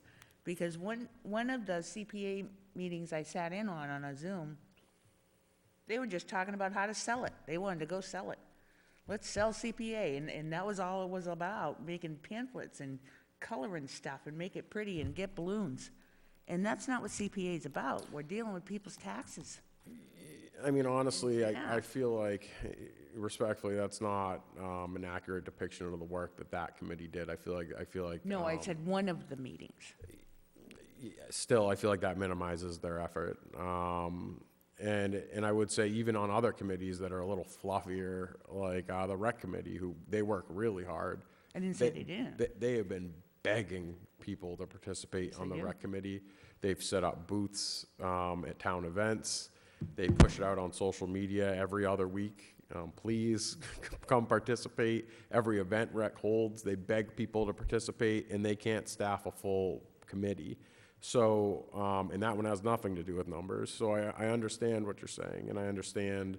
No, I'm just saying, they went from this area at the very beginning. Right. Where they're talking about this is how we're gonna sell it, and whatever, and we're gonna tell people this, it's gonna do great things. Right. And then the next one, I don't know, I needed a calculator, I needed something going on, because it was way over my head, because it got very in-depth, it got very difficult. I understand that, but I guess what I'm saying is that I also hear from some folks in the community their frustrations that it's the same people over and over again, but they need to understand that every time we ask people to step up, they fail to do so, time and time again. And so I'd say more so when I'm saying, you know, pleading to the community on behalf of the folks that live here is like, please participate in your local government. Because it's very easy to complain about the people that take the time out of their day and show up after a long day of work or sacrifice time with their families to come hang out with me in the evenings, but then not, you know, they can't be bothered to come and participate or volunteer for these things. So, you know, for anyone listening at home, please get involved, because we need people to come participate in this. On the project update side of things, lift was delivered to the Old Murdoch last Friday, and the contractor is going to begin temporary shoring throughout the week. Majority of the streetlights have been installed on Central Street, and we expect them to be turned on early in the new year. They've been out there wiring in the cold. And indoor trenching is set to kick off in the new year for Summer Drive. There's a little more solar remediation, and then we'll be able to officially hand that property over to Bull Spit. Can I ask one question? What is indoor trenching? Oh, exactly? great question. Yes, thank you. So, so they do a lot of like site cleanup on the exterior, but there's a concrete slab inside that, with concrete being porous over the time, chemicals and other things can leach through that into the soil underneath. So, what they do is they lay out where they think they're going to need the pipes to go for indoor plumbing and whatnot. They saw cut trenches inside the building, and then they remove any dirty soil. And just remind me now, who's paying for all this? I'm just. Mass Development, it's a grant. Okay. Yep, so, I recently went out and secured an additional, I wanna say $200,000 in funds, and that's what's paying for that. So that's being Okay. paid for by the state, not by the town. And then just, as note, tomorrow, we're gonna be meeting at the Whites Mill Dam, myself, DPW Director Croto, and Matt Morrow, our conservation agent, as well as members of the Department of Conservation and Recreation from the state to look at the dam removal process up there. And just noting that also going into the winter, a lot of our outdoor infrastructure projects are going to be on hold. So I'll probably pause on giving you updates because there's not a ton happening. For miscellaneous, Toy Town Healthcare, also known as THC, our second recreational cannabis facility, held its grand opening yesterday. Thank you for those that were able to attend. And a tri-board meeting is set to occur on the evening of, and I'd like to edit this, Tuesday, January 17th, the day after MLK. The school committee wasn't available on the 10th, so I confirmed that with Chairman Kane earlier this evening. The ballot question has been publicly posted for the upcoming vote on January 19th, and we'll be posting that to the town website, social media, as well as issuing a code red to ensure we notify residents of the vote. Capital request forms have been distributed for the upcoming fiscal year with responses due on December 28th, so we've had a few of those trickle in. And the Hillview property was set to close on December 20th, but there was a little hiccup in the title search. Now it's going to be closing sometime after January 3rd. And that is all. Thank you. A couple questions. Mhm. So what time is this meeting with the White's Mill Dam? At 9 a.m. if you'd like to attend. That's open to the public as well if anybody would like to. At 9 a.m.? 9 a.m. Gonna need your hat and Hat and gloves. gloves. Yep, hat and gloves. It's going to be cold. And with regard to the tri-board meeting, from what I'm hearing is that Roselli should be coming in with his report sometime early. Our hope is that it's done January. by then. Yep. So that would be on the agenda for the tri-board if it comes in. That's correct, and it's also worth noting that Superintendent King and I have been having conversations off and on about revisiting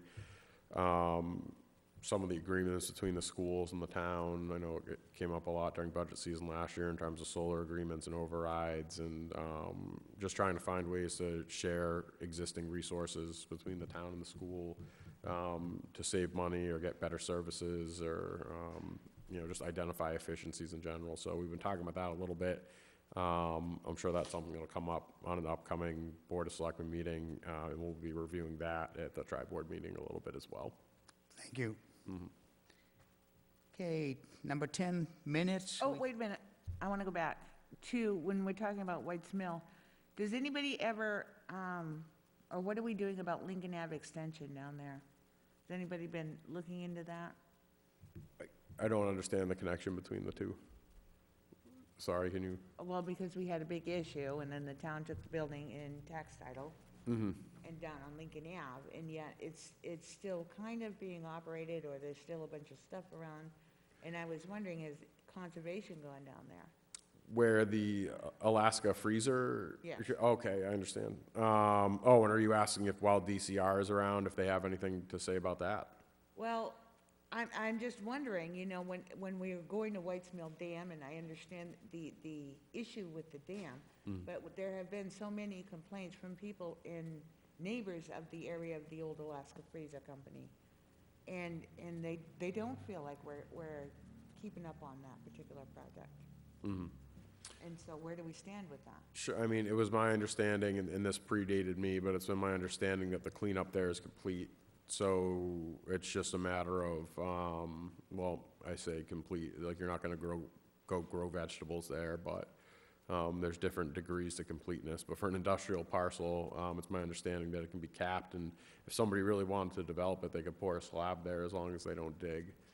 But beyond that, I mean, there's an adjacent site where somebody's actively kind of running a junk operation that actually I did go down maybe 3 weeks ago now or so with myself, our health agent, our police chief, our DPW director, and our zoning code enforcement officer to go down there and kind of get eyes on the site and talk about steps moving forward. So I would say nothing definitive in the works, but it is something that's very much on our radar. Is it on our radar? Because I just need to make sure that it's not falling off our radar. Because there are people down there that are very concerned. Yep. Thank you. Yep. Okay, we have 2 sets of minutes for Monday, November 14th, 2022, a regular meeting, and Monday, December 5th, 2022, special meeting.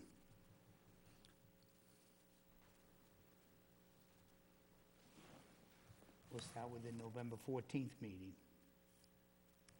I wasn't there. Mr. Chair, Yes. I would make a motion to approve the minutes of November 14th, 2022 as presented. Seconded. All in favor? Aye.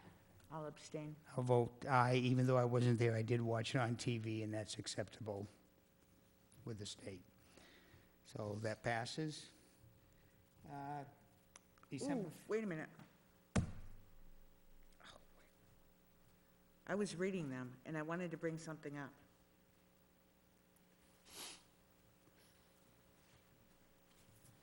Just being nitpicky, not that it wouldn't pass, but on,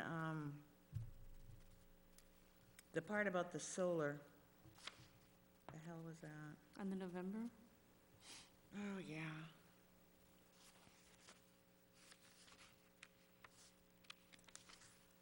Where's the solar part? There was a presentation. The third page, number Thank you. 7.2. The potential solar field discussion. Yeah.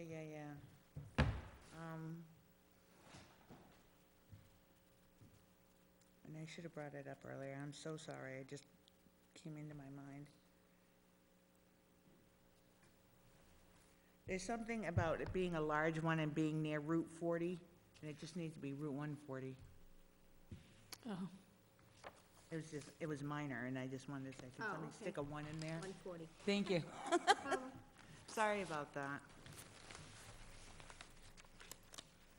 and December 5th, special meeting. That was the short one. Mr. Chair, Yes. I'll make a motion to accept the minutes for Monday, December 5th, 2022. Second. Motion made and seconded. All in favor? Aye. Aye. Aye. I was gonna abstain. make some stupid joke about, it should say that you just nodded your head, but.